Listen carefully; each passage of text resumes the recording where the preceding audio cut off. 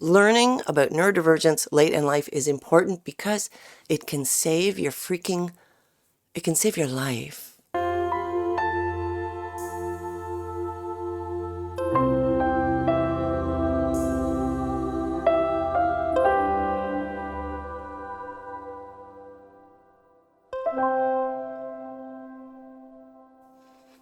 Hello, my friends. Hi.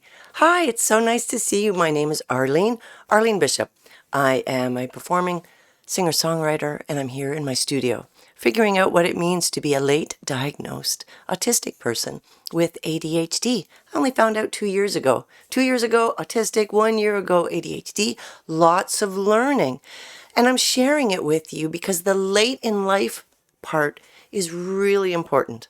I'm just about to celebrate my 61st birthday. And oh yeah, what that means is that for 58 of those years, almost 59 of those years, I didn't know what was going on.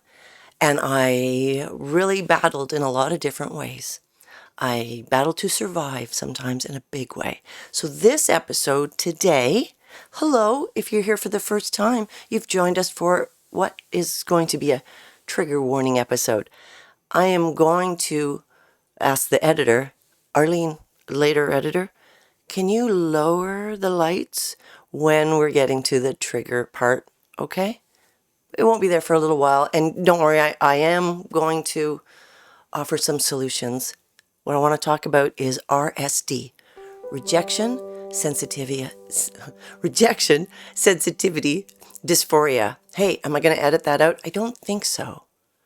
No, I don't think I will, because I'm enjoying doing these, not editing my content video. Sometimes I edit because sometimes, frankly, I get onto a tangent that even for me is too far. It's too far. I'm in a whole, anyway, so that's why I edit sometimes. I don't edit this out. Not anymore. The grooving stays in. Yeah, stim. Okay, relax, Arlene. Hey, why don't you subscribe and give me a sense of success? That was a weird song. Rejection sensitivity dysphoria is a common it's co-occurring condition that can happen to people who are neurodivergent. You know what? I actually don't know. Maybe it happens to people who are not neurodivergent as well.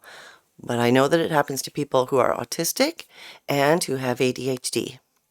And together, I don't know, maybe that makes it a super thing. So what is it? Rejection sensitivity dysphoria. The dysphoria indicates that our reaction is disproportionate to what's happening or what we perceive to be happening.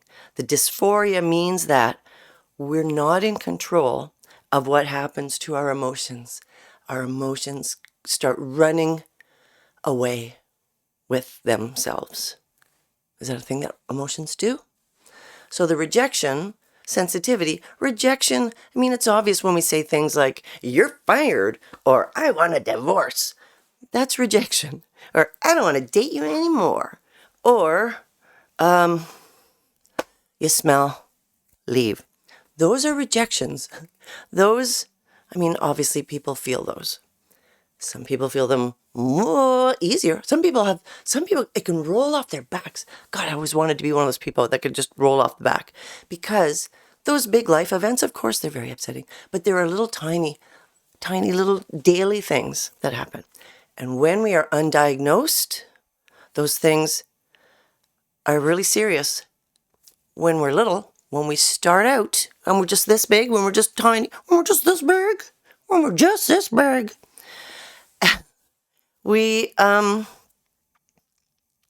receive, people with ADHD, children with ADHD and autism, receive, I think the statistic is, on average, 20,000 more corrections than other children when they're little.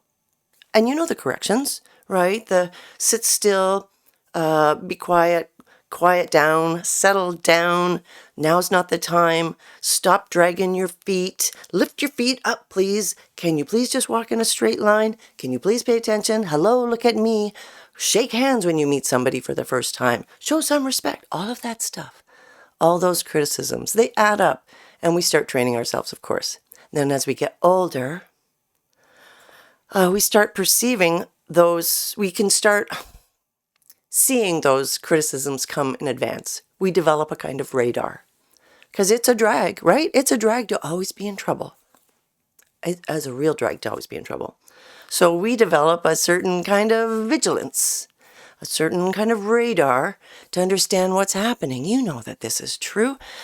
In school, when we don't get picked, third for the team, that's a problem. I perceive that to mean that you don't want me to be on the team. If you didn't pick me first and you didn't pick me second, you haven't even picked me third, you don't want me, right? You go to the dance, you go to the school dances for the first time, and you're not a girl, for example, like me, who even cares about relationships, like romantical things. I didn't care about it at all. It wasn't even on my radar. And suddenly feeling rejected because everyone else seems to be thinking about that. People seem to be pairing up at the dance. People are dancing. And people are dancing slow dances. Like, what's happening here? Like, are there big things happening? And nobody, I guess, wants me? I don't know what it means. Right? When the other kids don't want to play with you. When people don't want to hang out with you. When you invite people to do things and they say no because they're busy. Those things start adding up. And then when we're an adult, and then when we're adult and we start working hard in school, for example, and we're not getting a subject and we take it personally. There's something wrong with me. I don't understand it. And I can't ask for help because now I feel dumb. So I'm not part of this group. I'm not part of this academic group that wants to learn. They don't want me to be a part of it, especially when we learn differently. Like, for example, me, I learn with music, with speaking, and visually. That's how I process things. I don't script these videos. I make notes. And lately I've been coloring in my notes to try to remember what it was that I wanted to say. And what I wanted to say, and I've already taken myself off track, right? No, what? What was I talking about? Yes, when we get older, right? School, we're not part of that group. We're not part of we didn't get invited, right? Somebody says, oh, I heard there's a party going on, you say. There's a party? Yeah, you can come if you want. Yeah, we're having a party, so-and-so's backyard swimming thing. You can come if you want. Come if I want. So you're not actually inviting me. Come if I want. If I want. You don't want me to be there if I want. All right, never mind. So rejection, you know what I'm saying. We know what it's like.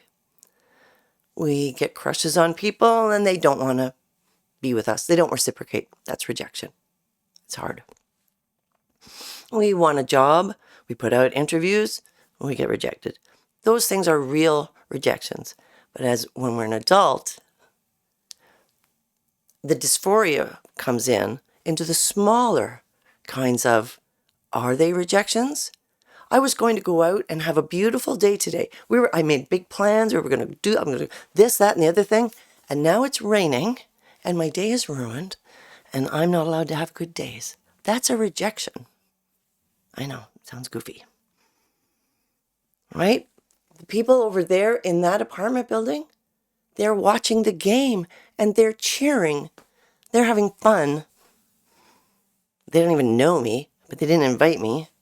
Nobody ever invites me. Nobody wants me to be there. Oh my God, don't even get me started on divorce. Jeepers, why is it that we have to separate our friends during divorce? When you got rejection, sensitivity, dysphoria, you presuppose that you are losing your friends in the divorce, and then you don't pursue those friendships, and then a bunch of years later, you realize that those friends have moved on. I'm not talking from personal experience. No, not at all. Yeah, no, I am talking about from personal experience. Okay, here's where I think it starts getting kind of not dark yet, but get ready.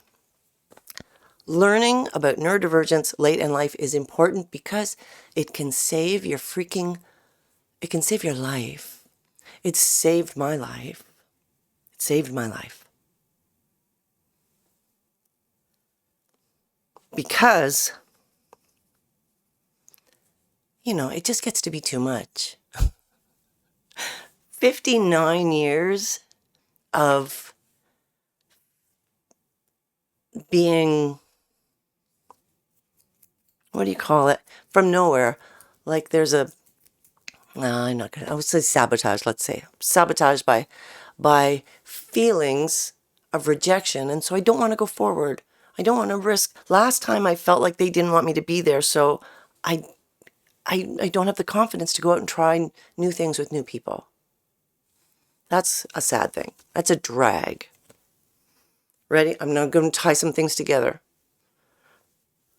When I found out that I was neurodivergent and I learned what the traits are, how I ended up getting assessed and getting my labels and so forth, I realized that there are people in my life who are like me. They are like me. But they're not diagnosed. And maybe they don't care. And that's okay. Maybe they're not. Maybe we just share some traits. But I have at least one friend who I think was neurodivergent. And I think she had one too many rejection, sensitivity, dysphoria moments. Here's the trigger warning part. And I think in a fit of feeling like she wasn't wanted, she sent herself away. She went. She chose to go. But maybe if she'd known that sometimes these feelings, they get out of control. We can bring the lights back up. It's okay. It's okay. It's good to know that we're neurodivergent, that we're autistic, that we have ADHD. And if we suffer from rejection, sensitivity, dysphoria, because we don't know that it's a dysphoria, we don't know that our reaction may be an overreaction, and it might be an unproductive, unhealthy reaction. And in some cases, it could be a catastrophic reaction. So what can we do? What can we do when we're 60 freaking years old, we've just been handed a diagnosis, and now we understand what those horrible feelings are that come up? This is a good time when we're feeling calm, okay? When we're calm and we're together, it's a good time to make a list. This is just me. This is no expert. I am not an expert, and I don't know if there's actually a tie between what I talked about in the dark part. It just makes sense to me.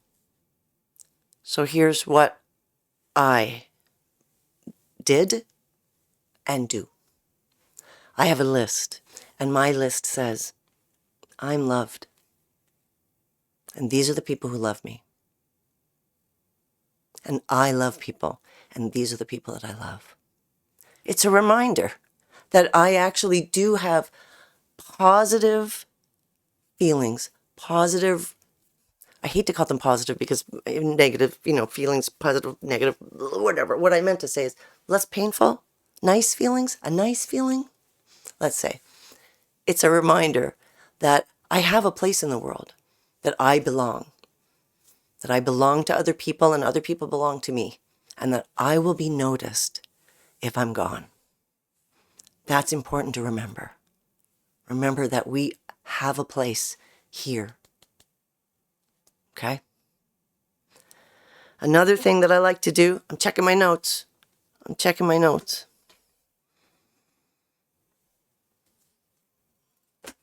Ah, there it is. It's good to remember, and it's good to say, and it's good to write down, and write it down in big letters if you need to. Write it down on your bathroom mirror if you need to. Something to the effect of, I don't need to believe what my brain is telling me. I don't need to believe it. it's not true. It's not true. It might not be true. I don't need to believe it. So my brain is telling me this scary thing right now. These feelings are welling up in me because my brain is telling me something. My brain is telling me that I am rejected, that I'm unloved, that I'm unsuitable for whatever thing is in front of me, that other people, that I am not part of other people. So I need to remember that my brain is wrong sometimes. And I need to wait. Wait. That's the other thing. Wait. Wait an hour. Okay? If you can't, wait 10 minutes. And in that time, find somebody. Anybody. Somebody who loves you. All right? Not just anybody. Find somebody who loves you. And tell them what's going on. Okay? Tell them I am feeling an unreasonable sense of loss. Yeah, it feels like ambiguous loss. We don't know what it is, and it's so big. It's a big metaphysical, awful feeling. Yuck. So these are the things we can do, right? I have a note that tells me that I'm loved and I love.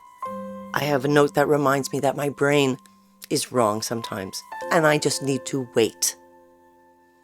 And I have evidence. I can remember, and you can remember too, times when I was wrong about this, and times when I was included, when I am included, when I am wanted.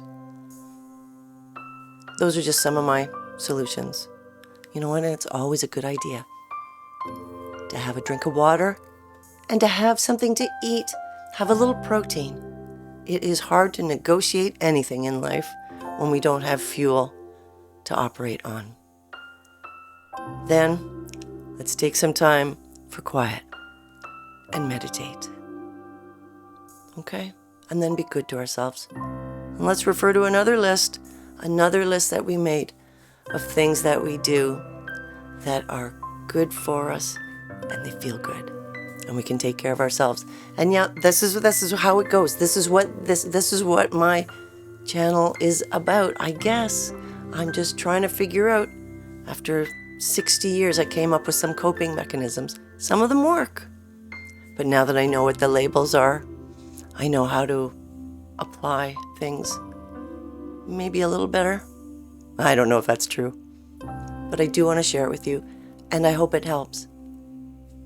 If you have some things that you'd like to add, I would love to hear them, because, my toolbox can never be too big with these things, as I want to stay here and keep going. So I will see you soon. You take care of yourself. I'll take care of myself. And let's take care of some of the human beings that we have around us. They need help. People need help. Anyway, I'll see you soon.